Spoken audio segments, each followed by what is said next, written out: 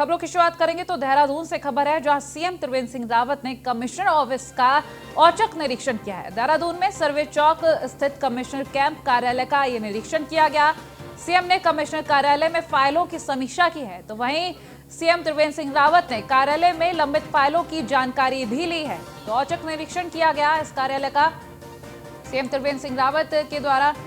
वहीं आपको ये भी बता दें, देहरादून में सर्वे चौक स्थित कमिश्नर कैंप कार्यालय का यह निरीक्षण किया गया, जहां कार्यालय में फाइलों की समीक्षा की गई है। साथ ही साथ कार्यालय में लंबित फाइलों की जानकारी भी उन्होंने ली है।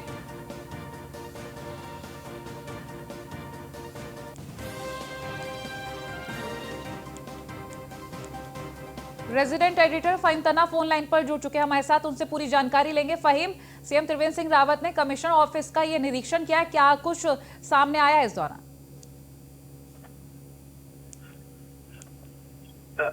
देखिए, मुख्यमंत्री ने कमिश्नर ऑफिस का औचक निरीक्षण किया है और उसमें कई कमियां उन्होंने पाई हैं, जिससे कई स्टाफ समय पर नहीं पहुंचा कार्यालय, और दूसरा ये कि जो फाइलें हैं वो कई लंबित हैं। तो उन्होंने मुख्य सचिव को निर्देश की इस मामले में वो उसकी आज्ञा लें और निर्देश दिए हैं कमिश्नर को भी, और व्यवस्था सुधार को लेकर के। और चूंकि जो मुख्यमंत्री ने सुशासन को लेकर के शुरू से ही सरकार के बनने के बाद से सुशासन को लेकर के सबसे ज्यादा फोकस में रखा, प्राथमिकता में रखा है, तो ये सुशासन की दृष्टि से अगर इसको कहें तो मुख्यमंत्री ने इससे असंतुष्टि जाहिर की है कि समय से कार्यालय सभी स्टाफ का ना पहुंचना या फाइलें ज्यादा लंबित रहना, ये ठीक नहीं होता है। तो लिहाजा कोई सख्त एक्शन उस तरीके से तो नहीं कह सकते हैं, लेकिन सीएम ने एक सख्त हिदायत दी है कि इस तरह की व्यवस्था जो है वो फिर से देखने को मिले, नहीं व्यवस्था देखने को ना मिले,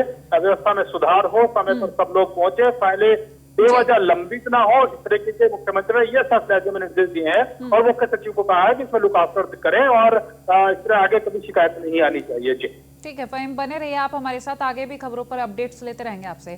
सीएम त्रिवेंद्र सिंह रावत ने इस कार्यालय में लंबित फाइलों की जानकारी ली, औचक निरीक्षण के दौरान ये जानकारी ली गई है। तो देहरादून में सर्वे चौक स्थित कमिश्नर कैंप कार्यालय पहुंचे थे, जहां सीएम ने तमाम फाइलों की समीक्षा की। वहीं कार्यालय में औचक निरीक्षण के दौरान तमाम निर्देश भी जारी किए।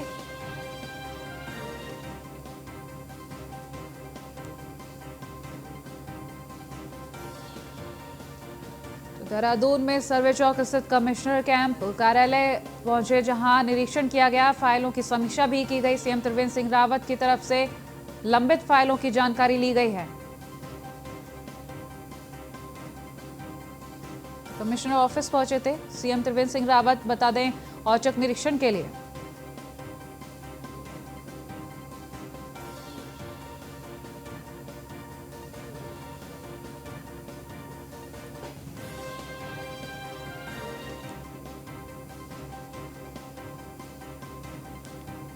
खबर देहरादून से है, जहां भ्रष्ट अधिकारियों के खिलाफ एक्शन में है सीएम त्रिवेंद्र सिंह रावत। शासन ने एडीएम अरविंद पांडे को पद से हटा दिया है। सीएम त्रिवेंद्र सिंह रावत ने विजिलेंस जांच के आदेश भी दे दिए। वहीं लंबे समय से अरविंद पांडे को शिकायत मिल रही थी, तो सीएम त्रिवेंद्र सिंह रावत ने विजिलेंस जांच के आदेश भी दिए हैं।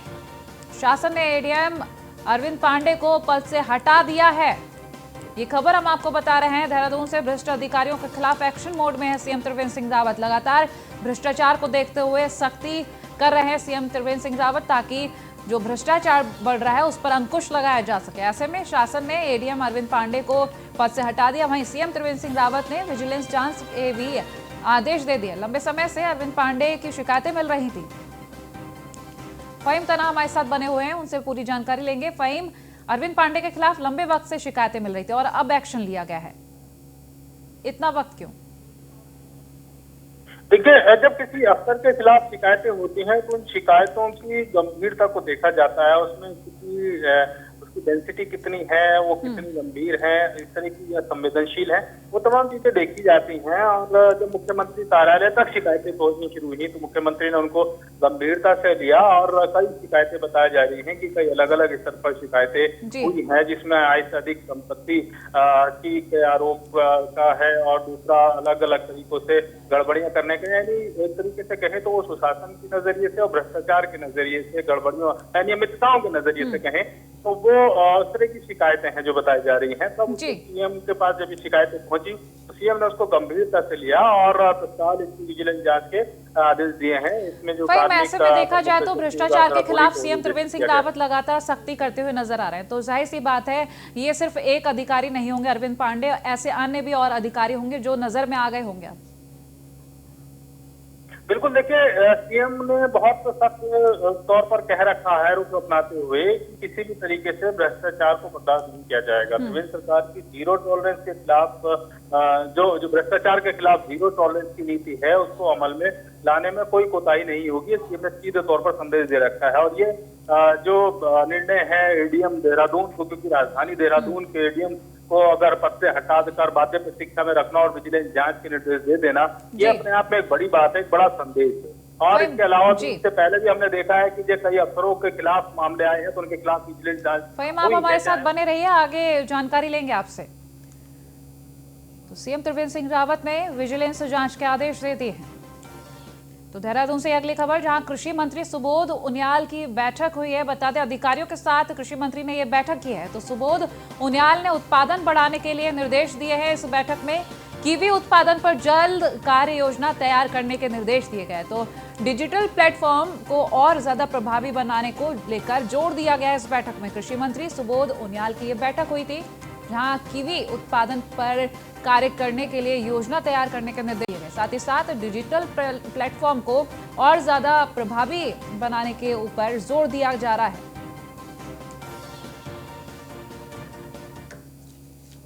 की वेबसाइट हम लोग बनाने जा रहे हैं जिसके माध्यम से सरकार की जितनी योजनाएं हैं उनकी जानकारी किसान को प्राप्त हो सके, और साथ साथ जानकारी के साथ साथ उसमें मॉनिटरिंग का प्रोविजन भी उसमें MIS के माध्यम से किया जाए, जिससे कि विभागीय जो हमारे अधिकारी हैं, जो फील्ड के कर्मचारी हैं, उनका काम की एफिशिएंसी मॉनिटर भी किया जा सके। और जो वेबसाइट में तमाम तरह की सक्सेस स्टोरी ताकि किसान उससे इंस्पायर हो, तमाम उस तरह से जो हमारे कंसोलिडेशन का कंसेप्ट है कि चकबंदी के क्या फायदे हैं, इससे किसान को जानकारी उसको प्राप्त हो सके। क्योंकि पहाड़ में जिस तरह आप जानते हैं कि चकबंदी पहाड़ की खेती को बचाने की बहुत बड़ी दवा है, और खासकर वाइल्ड एनिमल्स के प्रभाव से जिस तरह उदासीनता लोगों को दी है उसके प्रति भी किस तरह कलेक्टिव फार्मिंग के माध्यम से, कोऑपरेटिव फार्मिंग के माध्यम से हम इससे बच सकते हैं। साथ ही साथ विभाग की वो योजनाएं जो आम किसान तक नहीं पहुंच पाती, उन योजनाओं को किसान तक कैसे पहुंचाया जा सके, इस पर चर्चा।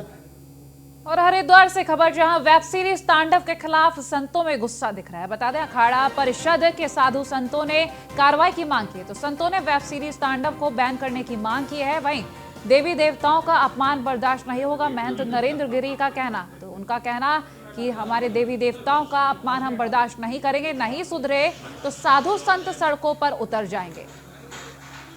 तो जरूरत पड़ने पर आंदोलन भी करने की बात कही है महंत नरेंद्र गिरी की तरफ से। ये तमाम बयान उनकी तरफ से। साथ ही साथ आपको ये बता दें कैलाश आनंद गिरी ने भी कहा है कि वेब सीरीज के निर्माताओं के खिलाफ कार्रवाई हो।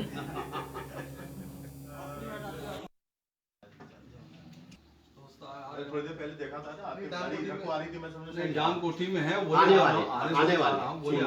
बस ठीक है, तो उनकी फोटो कर दे सामने।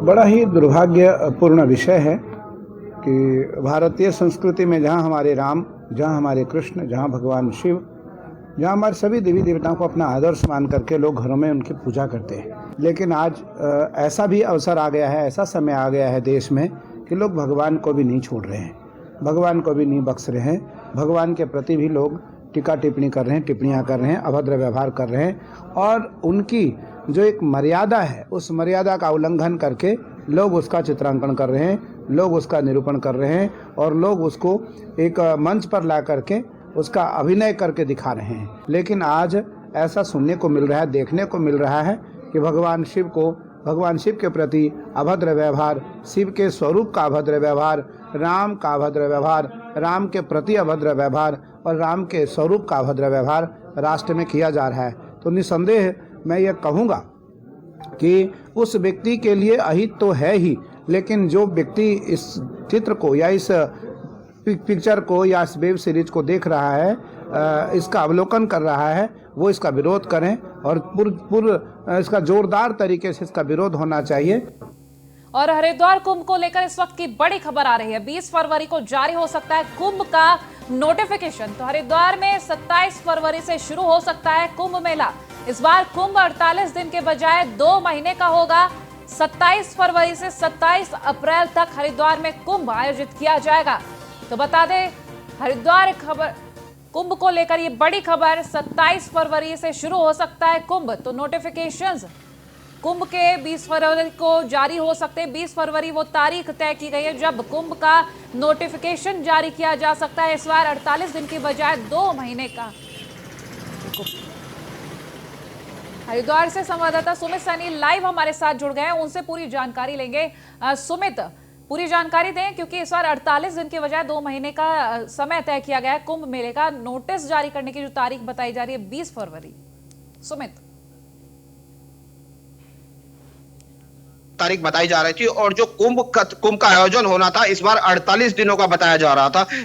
कहीं ना कहीं अब जो डेट बताई जा रही है नोटिफिकेशन जारी होने की, 20 फरवरी को नोटिफिकेशन जारी हो जाएगा और 27 तारीख से कुंभ पूरी तरह से स्टार्ट हो जाएगा। और कहीं ना कहीं इस बार का जो ये कुंभ को 60 दिन का होगा, क्योंकि ये कुंभ के चलते तमाम जो अभी काम रुके हुए थे वो भी कामों की में भी तेजी आ चुकी है। लगातार जो कुंभ को ये बड़ी खबर है, क्योंकि अब कुंभ का नोटिफिकेशन 20 तारीख को जारी होगा। जी, ऐसे में जो तैयारियां हैं वो किस तरीके से देखी जा रही हैं, क्योंकि कुंभ का जब नोटिफिकेशन जारी हो जाएगा उससे पहले जाहिर सी बात है काफी सारा घमासान भी देखा गया, तैयारियां भी की जा रही थी। हाँ बिल्कुल, कुंभ को लेकर लंबे समय से तैयारियां चल रही थी, लेकिन कोरोना काल के चलते कहीं ना कहीं तैयारियों में भी थोड़ा विघ्न हुआ है। लेकिन अब जो कुंभ की तैयारी की बात करें तो कुंभ के जो लगभग 90% काम पूरे हो चुके हैं। जो अस्थायी काम है, जो अब क्योंकि जो अभी जो मकर संक्रांति का जो स्नान है इसको ट्रायल के रूप पर देखा गया था, तो इसमें जो कमियां पाई गई थी जो उसको लेकर भी अब मंथन चल रहा है और उसको भी जो भीड़ जो क्राउड मैनेजमेंट है उसको भी कंट्रोल करने की बात की जा रही है। और जो अस्थायी जो काम थे जो लगभग कुछ अधूरे हैं, क्योंकि पेशवाई निकलनी है उन मार्गों पे कहीं ना जी, अस्थायी कार्य और जो तो निर्माण कार्य अधूरे रह गए थे उनको लेकर। जी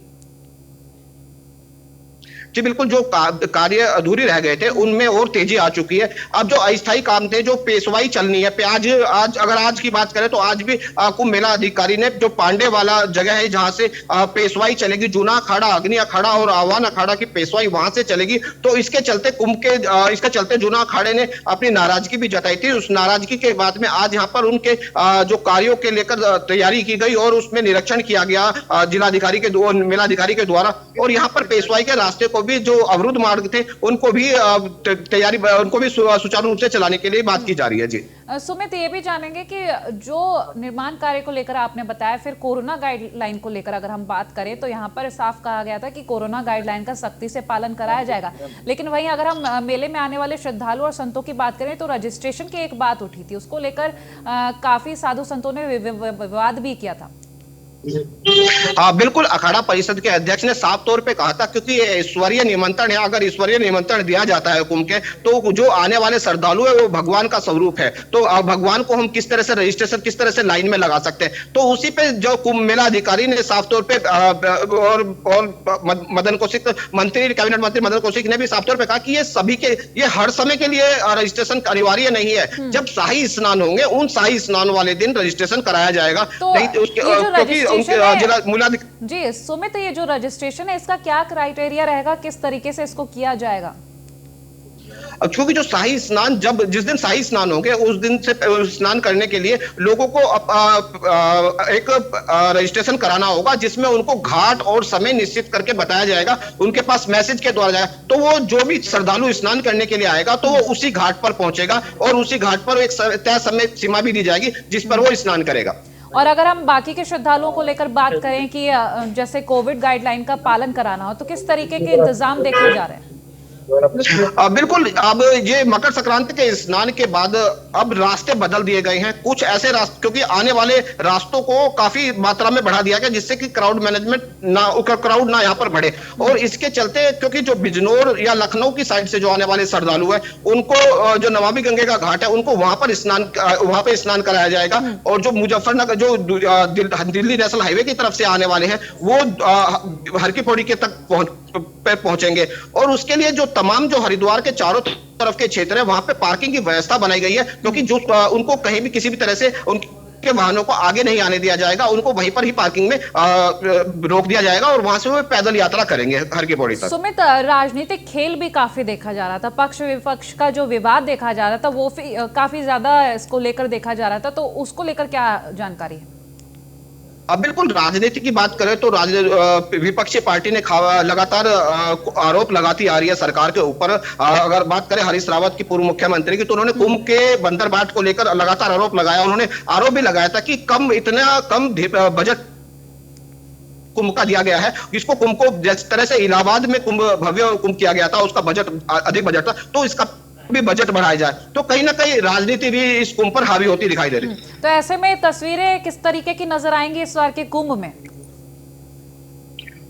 इस बार, क्योंकि अभी तक कहा जा रहा था कि क्योंकि अगर कोरोना की जो वैक्सीन नहीं आती तो कुंभ का भव्य स्वरूप थोड़ा सा फीका दिखाई देगा, लेकिन अब वैक्सीन आ चुकी है। फ्रंटलाइन है, जो स्वास्थ्य कर्मी है, उनको वैक्सीन लगनी स्टार्ट हो चुकी है। और कुंभ के लिए और अलग से जो कुंभ के जो फ्रंटलाइन जो है, जो कर्मचारी हैं, जो फ्रंटलाइन वॉरियर है, उनके लिए 20,000 कोरोना वैक्सीन की और अलग से डिमांड की गई है। क्योंकि कुंभ क्षेत्र को लेकर, क्योंकि हरिद्वार में कुंभ भरना है, तो उसको लेकर तमाम जो कुंभ से रिलेटेड कार्यकर्ता है, जो फ्रंटलाइन है, उनको 100% उनको वैक्सीनेशन उनका किया जाएगा। और कुंभ भव्य ही होगा अभी तक, क्योंकि अब नोटिफिकेशन जारी हो जाएगा तो उसके बाद में अखाड़ों के लिए टेंट की व्यवस्था होनी शुरू हो जाएगी, क्योंकि उसके लिए टेंडर प्रक्रिया शुरू हो जाएगी। क्योंकि बड़ी मात्रा में यहाँ पर टेंटों के द्वारा ही में लोग आने वाले श्रद्धालु और वो जो अखाड़ों के जो साधु संत है, वो उसी में रहेंगे। तो कहीं ना कहीं हाई कोर्ट ने भी एक नाराजगी जताई थी सरकार पर कि कुंभ को लेकर क्या व्यवस्था बनाएंगे, कुंभ के अधूरे कार्यों को लेकर क्या व्यवस्था बनेगी, और 50 लाख लोगों के लिए टेंट की क्या व्यवस्था बनेगी। तो उसमें भी एक तारीख दी गई थी, उसमें सरकार को अपना पक्ष रखना है। जी अच्छा सुमित, 48 दिन की बजाय इस बार 2 महीने का कुंभ मेला लगेगा, तो आयोजन किया जाएगा 2 महीने के लिए, तो जरा कारण स्पष्ट करें हमारे दर्शकों को। अब बिल्कुल 48 दिनों का कुंभ तो कहा जा रहा था इस बार, लेकिन कुंभ पहले से अगर पुराने कुंभ की बात करें, जो पहले 2010 के कुंभ की बात करें, तो नोटिफिकेशन जो कुंभ का पहला स्नान बताया जाता है, मकर संक्रांति के स्नान से ही कुंभ का नोटिफिकेशन जारी हो जाता है और उसके लिए तमाम तैयारी शुरू हो जाती है। तो कुंभ हमेशा 2-2.5 महीने का ही होता है, लेकिन जो कोरोना के चलते इसको कुंभ का समय घटाया गया था, 48 दिन का बताया जा रहा था। लेकिन अब फिर मंथन होने के बाद में कुंभ को फिर 2 महीने का 60 दिन का कुंभ घोषित किया गया है। तो 60 दिन का ही कुंभ होगा इस बार। जी ठीक है, चलिए, बहुत शुक्रिया तमाम जानकारियों के लिए।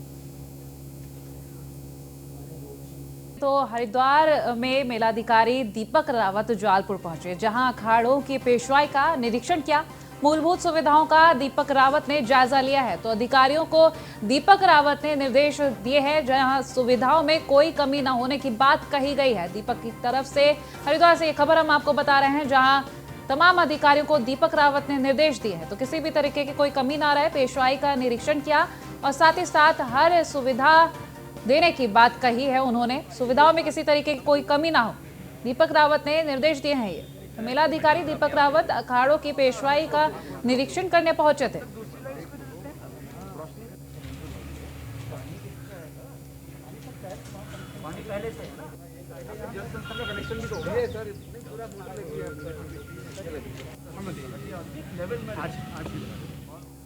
और ऋषिकेश में संगीत महोत्सव का समापन हो गया है। 2 दिन तक चले इस समारोह के समापन के मौके पर कृषि मंत्री सुबोध उनियाल ने शिरकत की। सुबोध उनियाल ने फेस्टिवल का समापन करते हुए कहा है कि ये उत्तराखंड को देश की अपनी पहचान कराएगा। तो इस तरह के कार्यक्रम से नई प्रतिभाओं को सामने आने का मौका मिलता है। ये बहुत ही अच्छा मौका है। इस बार ये पहली बार था मगर आने वाले सालों में और भी भव्य और सुंदर होगा। समारोह के दूसरे दिन अमेरिकी मूल की माया ने ओम नमः शिवाय की धुन की शानदार प्रस्तुति देकर सभी को मोहित कर दिया।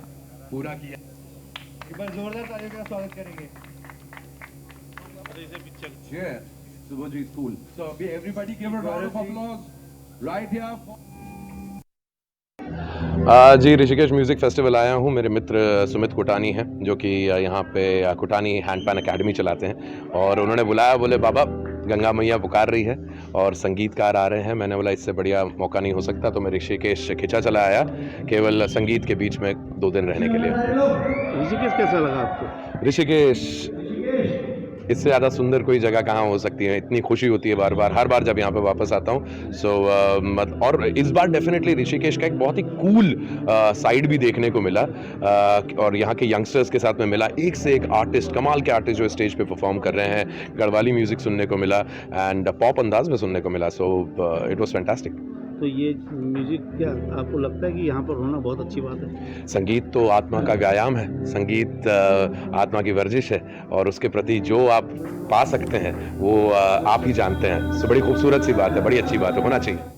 और काशीपुर में शंटिंग के दौरान मालगाड़ी का इंजन पटरी से नीचे उतर गया। पायलट ने इंजन को मौके पर ही रोक दिया, जिसके चलते कोई नुकसान नहीं हो पाया। जानकारी के मुताबिक काशीपुर रेलवे स्टेशन पर एक मालगाड़ी पहुंची थी।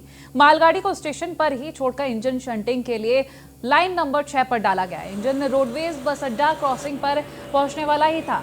इंजन अचानक पटरी से नीचे उतर गया। रेल अधिकारियों के अनुसार अब मामले की जांच के लिए कमेटी बनेगी। इंजन कैसे और क्यों उतर गया, ये बात जांच के बाद ही स्पष्ट हो सकेगी।